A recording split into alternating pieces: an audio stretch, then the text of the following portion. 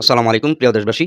আজকে এমন একটা ভিডিও নিয়ে এসেছি। সাবেক প্রধানমন্ত্রী শেখ হাসিনা উনি বলছে যে বিএনপি, আওয়ামী লীগ ছাড়া বিএনপি তাদের কোনো অস্তিত্ব নাই। তো আমি অল্প সময়ের মধ্যেই দেশে আসছি। চলুন সাবেক প্রধানমন্ত্রী শেখ হাসিনার কথা শুনে আসি, তারপর আলোচনা করব ইনশাআল্লাহ। তা আওয়ামী লীগ থাকলে বিএনপির অস্তিত্ব থাকবে, আওয়ামী লীগ না থাকলে বিএনপির অস্তিত্ব থাকবে না। এটা বিএনপির বোঝা উচিত। এটা গণতান্ত্রিক ধারা আমরা নিয়ে আসতে চাচ্ছিলাম। 2009 সাল থেকে 2024 সাল পর্যন্ত বাংলাদেশে গণতান্ত্রিক ধারা অব্যাহত ছিল, কিন্তু ইউনূস ক্ষমতায় এসেছে সম্পূর্ণ অগণতান্ত্রিক। কাজে আমি সাবধান করে দিচ্ছি, এই বিএনপি জামাত যথেষ্ট হয়ে গেছে, কিন্তু প্রত্যেকের চেহারা মনে রাখতে হবে, একজনকেও ছাড় দেওয়া হবে না। ডক্টর মোহাম্মদ ইউনূস ক্ষমতায় আসছে আরও টাকা বানাবে, কিন্তু এত মানুষের জীবন নেবে কেন? এভাবে মানুষের উপর হামলা করবে কেন? একের পর এক মানবাধিকার লঙ্ঘন করে যাচ্ছে, আর সমস্ত দোষ আমাদের উপরে দিচ্ছে। আমার আওয়ামী লীগের লোক মেরে সেখানে আন্তর্জাতিকভাবে সব জায়গায় সে প্রচার করে বেড়ায়, যেগুলি সব আওয়ামী লীগ করে। তার তো টাকা আছে, সে বাংলাদেশের টাকা চুরি করছে, লক্ষ লক্ষ কোটি কোটি টাকা সে বানিয়েছে, এবং সেই টাকা খরচ করে বিভিন্ন আন্তর্জাতিক মিডিয়া থেকে শুরু করে সব জায়গায়, তারপর আবার সিনেমা তৈরি করে সেই শহীদুল্লাহ সে আবার শর্ট ফিল্ম করে ইউনিভার্সিটিতে দেখায়, সমস্ত মিথ্যা বয়ান দিয়ে দিয়ে দেখাচ্ছে। অথচ সেই আবু সাইদ থেকে শুরু করে মুগ্ধ থেকে শুরু করে যতগুলি হত্যাকাণ্ড, সেই হত্যাকাণ্ডগুলি এটা আমরা করি নাই, এসব ইউনূসের সেই নিজের করার, এটা তার পরিকল্পিত, এবং কিন্তু দোষগুলি সব আমাদের। আর যারা এই ধরনের ঘটনাগুলি ঘটাচ্ছে তাদেরকে দিয়েছে দায় মুক্তি, অর্থাৎ এদের বিরুদ্ধে কোনো বিচার নাই, কোনো নালিশ নেই, কেউ কিছু করতে পারবে না। এটাই হচ্ছে তার নিয়ম।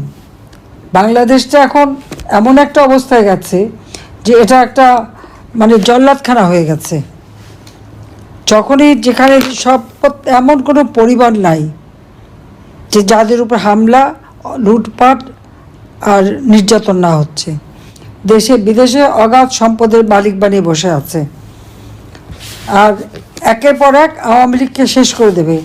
বিএনপি কি ভেবেছে সেটা আমি জানি না, তারা মনে হয় সাপের 5 পা দেখে ফেলেছে নাকি। ওরা যে লাফাচ্ছে আর এরকম একটার পর একটা ঘটনা ঘটাচ্ছে, সাথে জামাত তো আছেই, তাদের তো খুন খারাপই। তো এরপরে তাদের ভবিষ্যৎ কি,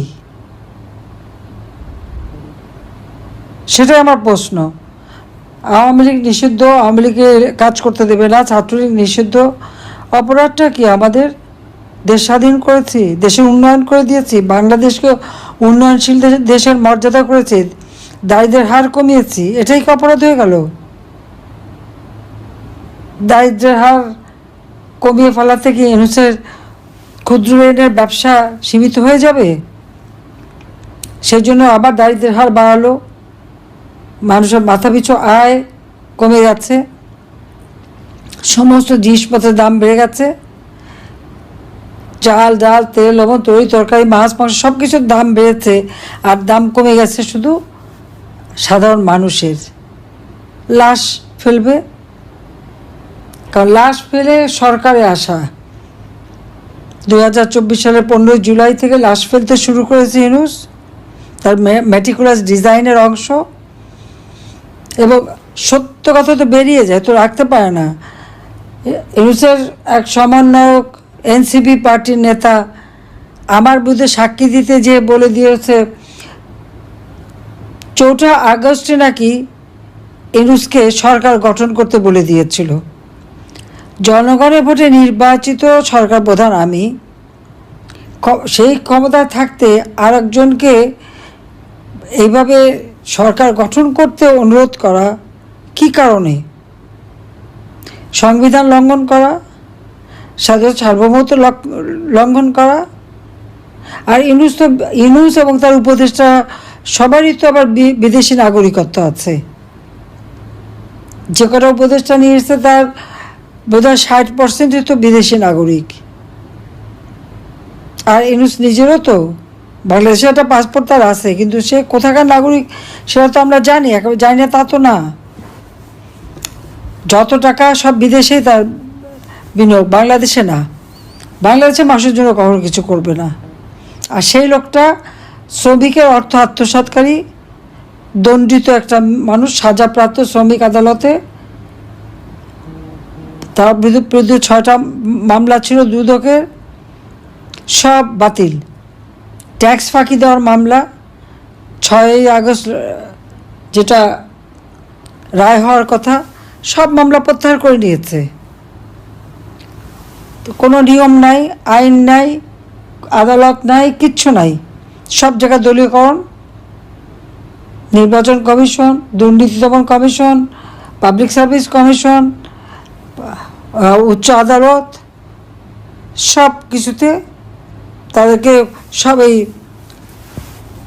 জঙ্গির ভয় দিয়ে সব পদত্যাগ করানো এবং সেখানে দলীয় লোক বসানো। বেশিরভাগই জামাতের লোকরা বিভিন্ন জায়গায় বসে আছে, আর বিএনপি হলো লুটপাটে ব্যস্ত, আর আওয়ামী লীগ নিধনে ব্যস্ত। তা আওয়ামী লীগ থাকলে বিএনপির অস্তিত্ব থাকবে, আওয়ামী লীগ না থাকলে বিএনপির অস্তিত্ব থাকবে না। এটা বিএনপির বোঝা উচিত। একটা গণতান্ত্রিক ধারা আমরা নিয়ে আসতে চাচ্ছিলাম। 2009 সাল থেকে 2024 সাল পর্যন্ত বাংলাদেশে গণতান্ত্রিক ধারা অব্যাহত ছিল, কিন্তু ইউনূস ক্ষমতায় এসেছে সম্পূর্ণ অগণতান্ত্রিক, অবৈধভাবে, সংবিধান লঙ্ঘন করে এবং ধাপ্পাবাজি দিয়ে। সেই হাইকোর্টের যে মতামতের কথা বলা, সেটাও মিথ্যাচার। আমার পদত্যাগের ছবি, সেটাও মিথ্যা। আমি যে চিঠি লিখছি, সেটাও মিথ্যা। সব ভুয়া, সমস্ত ভুয়া ঘটনা তথ্য দিয়ে ক্ষমতা দখল করে এখন আওয়ামী লীগ নেতা কর্মী হত্যায় যজ্ঞে নেমে গেছে। ইউনূসের কি, তার তো বিদেশি, আর উপদেষ্টারা তো ভাগবে, তো যারা দেশে আছে তারা কোথায় যাবে? এই জঙ্গি সন্ত্রাসীরা যাবে কোথায়? এদের বিচার একদিন হবে। আজকে সারা বাংলাদেশের আকাশ বাতাস মাহারা সন্তানের কান্না, স্বামীহারা স্ত্রীর কান্না, পিতাহারা সন্তানের কান্না, ভাইহারা ভাইয়ের কান্না, ভাইহারা বোনের কান্না, বোনহারা ভাইয়ের কান্না। এই তো চলছে বাংলাদেশে। আর কত মানুষ কষ্ট পাবে? আমি দেশবাসীকে বলবো যে সবাই যেভাবে আছেন রুখে দাঁড়ান। সবাইকে প্রতিবাদ করতে হবে, সবাইকে এক হতে হবে, তাহলে এই দুঃশাসন থেকে আপনারা মুক্তি পাবেন। আমি আছি আপনাদের পাশে, আমি থাকবো। আমিও তো বাবা মা ভাই সব হারিয়েছি। আমার একটা বোন 5ই আগস্ট আমাদের 2 বোনকেও হত্যা করার চক্রান্ত করেছিল, ষড়যন্ত্র করেছিল, কিন্তু আল্লাহ বাঁচিয়ে দিয়েছে।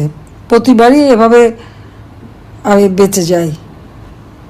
আমার বিরুদ্ধে সাক্ষী দেওয়ানোর জন্য সেই major general Zia, police officer, পুলিশের আইজিপি মামুন থেকে শুরু করে জনে জনে লোকদেরকে সাজা দিচ্ছে, অত্যাচার করছে, নির্যাতন করছে।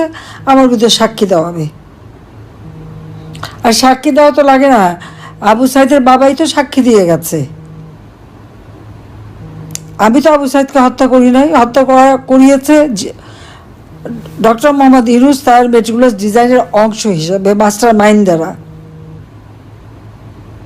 এই জন্যই তো তার বাবাকে সাক্ষী দেওয়ার জন্য যতই শিখিয়ে পড়ে আনে, সে কি বলেছে, আবু সাইদের মাথায় গুলি লেগেছে। আর সারা দুনিয়া দেখেছে আবু সাইদ বুক পেতে দিয়ে গুলি নিয়েছে।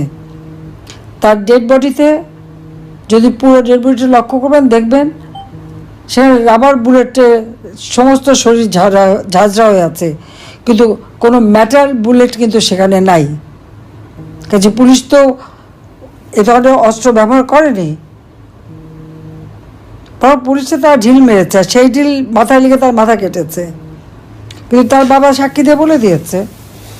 তো এখন ইউনূস কী বলবে? তার সাজানো নাটক মামলার নিজের সন্ত্রাসী, জঙ্গি, দুর্নীতিবাজ, অর্থ আত্মসাৎকারী, আর নিজের দায়ভার চাপাচ্ছে আওয়ামী লীগের অগণিত নেতা কর্মীদের উপর, আর আওয়ামী লীগকে একের পর এক অত্যাচার, নির্যাতন।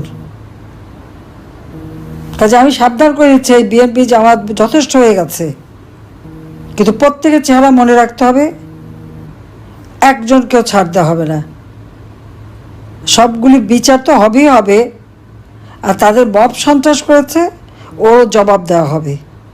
আর যত ঘর বাড়ি যা কিছু পুড়িয়েছে ভেঙেছে ই করেছে, ইনশাআল্লাহ এদের ব্যাপক সম্পত্তি হাজার হাজার কোটি টাকা বানিয়েছে ইউনুসের চালা চামুন্ডারা, ওই সব টাকা এই সমস্ত কম্পানসেশন হিসেবে দিয়ে দেবো সবাইকে।